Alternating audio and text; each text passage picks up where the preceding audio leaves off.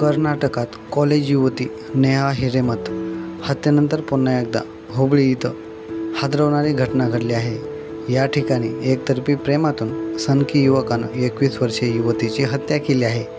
आरोपी विश्वा उर्फ गिरीश सावंत हा पहाटे 5 वाजता अंजलीच्या घरी पोहोचला। अंजलीने दरवाजा उघडताच गिरीशनं चाकूने तिच्यावर वार केले। त्यानंतर तो पसार झाला। अंजलीच्या बहिणीच्या समोरच ही हत्या झाली, त्यामुळे ती देखील घाबरली।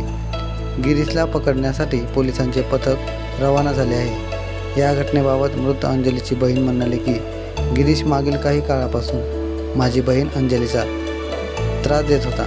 त्याने त्याच्या प्रेमाची कबुली दिली, परंतु माझ्या बहिणीने त्याला नकार दिला।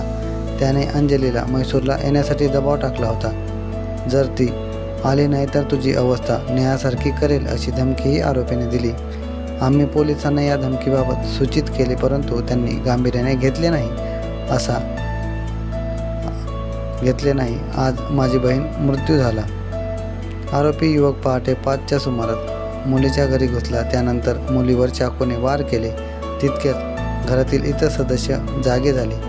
त्याने युवकाला हल्ला करण्यापासून रोखले, परंतु त्या निर्दयी युवकानं तोपर्यंत अंजलीची निर्घृण हत्या केली। त्यानंतर आरोपी तिथून पळून जाण्यात यशस्वी झाला। सध्या पोलीस या युवकाचा शोध घेत असून त्यासाठी विविध पोलीस पथके तयार केली अशी माहिती पोलिसांनी दिली।